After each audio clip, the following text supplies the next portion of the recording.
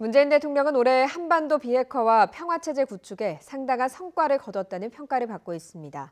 하지만 일자리 등 민생경제 분야에서는 초라한 성적표를 받았는데요. 집권 2년 차인 올 한 해 문 대통령의 편차 컸던 국정운영 성적을 신호 기자가 정리해봤습니다. 2월 평창 동계올림픽에 북한 선수단과 응원단이 대거 참가하고 2달 뒤 남북 정상은 손을 맞잡았습니다. 판문점 선언에 완전한 비핵화를 담아냈습니다. 김정은 위원장과 나는 완전한 비핵화를 통해 핵 없는 한반도를 실현하는 것이 우리의 공동 목표라는 것을 확인했습니다. 가을에는 직접 평양에 가서 김정은 위원장의 비핵화 의지를 재확인하고 15만 평양 시민 앞에서 연설했습니다. 김 위원장과 백두산까지 다녀온 문 대통령은 다시 두 번째 북미 정상회담을 위한 분위기를 만들었습니다.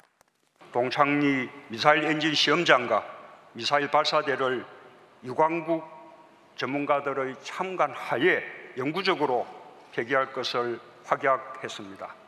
참관이나 영구적 폐기라는 용어는 결국 검증 가능한 불가역적 폐기라는 말과 같은 뜻입니다.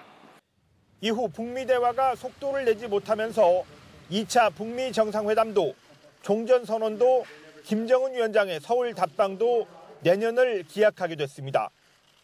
지난해 핵과 미사일 도발만 16번 있었는데 올해는 정상회담 3번을 포함해 각급 남북회담이 36번이나 열렸다는 점은 달라진 남북관계를 그대로 보여주고 있습니다. 반면 민생 분야에서 집권 2년차 성적은 초라했습니다. 최저임금을 인상하고 근로시간 단축에 돌입하면서 소득주도 성장의 고삐를 바짝 당겼지만 지난 10월 실업률은 13년 만에 최고였고 올해 성장률은 다시 2%대로 내려갈 전망입니다.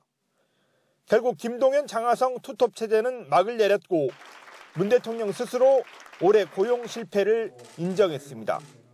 적어도 고용 문제에 있어서는 지금까지는 어쨌든 성공하지 못하고 있다라는 것이 엄중한 평가라고 생각합니다. 최저임금 인상 속도 조절과 근로시간 단축 정책의 보완은 노동정책 후퇴라는 비판도 받았습니다. 고단한 삶은 국정 지지도에 반영됐습니다.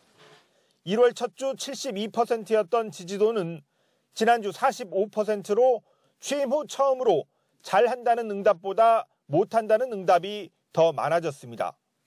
문재인 대통령은 올해 한반도 평화 프로세스의 원년을 열었지만 민생 분야에서 국민의 삶을 나아지게 하겠다는 연초의 국정 목표는 이루지 못한 채 집권 3년 차를 맞게 됐습니다. YTN 신호입니다.